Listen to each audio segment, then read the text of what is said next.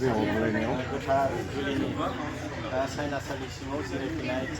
मानगोनां मेलेमजिबि गेदेमा नोंथांमोन आरो अदला गामिनि मानगोनां रायजो राजा नोंथांमोन आरो सान्थिपुर गेलामारि गामिनि गासै रायजो राजानिसिम सिबिनाय आरो खुलुमनायखौ गिबियावनो बावहरना दिनैनि बे गिबि हाबाफारि खुंबाय थानाय बे हाबाफारिखौ जों मावफुंनो थांगासिनो दं। बेयाव जा बयबो गासैबो सिरि रुम्बाङै नैबे बिबाय थानाय समाव जाहाथे बिसोरनि न'खर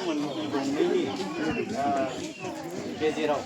अराय सम गोजोनै आलो गोजोनै थानायनि बोर बाथ्राखौ गासैबो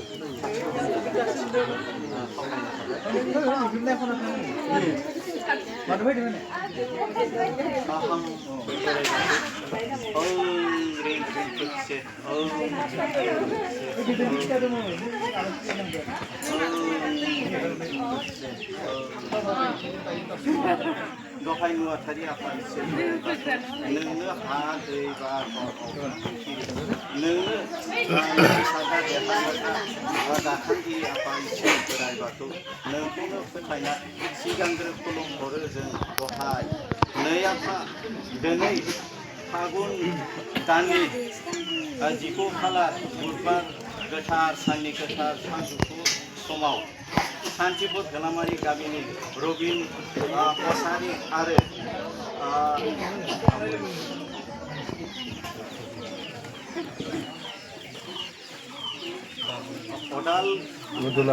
अदला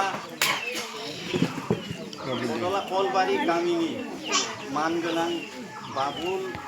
बर'नि नैथि फिसाज्ला भबन बर'जों जरा जुलिनि गान्थिनि समाव बिबाय खानायनि समाव दिनैनि बे गोथार जुलिनि होनायनि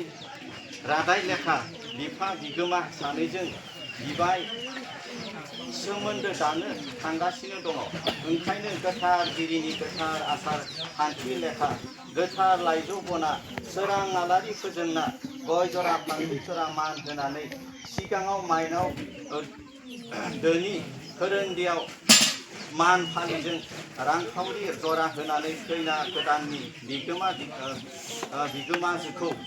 सनानि गाम्बारि खामफ्लायाव फज'नानै हौवा गोदाननि बिगोमाया खुलुमदों। दे आफा बिसोरनि दानो लानाय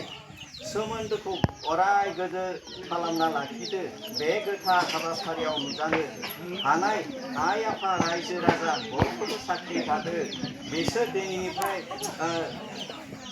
सानैजों बिबाय बिबारनि सोमोन्दो दालायनाया बिसोरनि दिनैनिफ्राय बिनि खैफोद आफोदाव बियो बैनि खैफोद आफोदाव बियो होदावरि होसावरि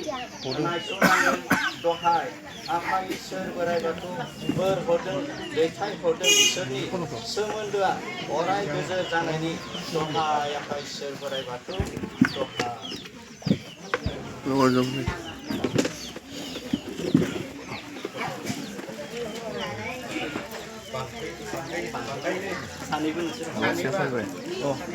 माबानो थांनाय जिथु माबा बेसर नानो लागा दंदोंमानि माबाया हामान बेसर थांबाय जायो माबानि बालानिखौ बन्द' खालामनो खिथादों।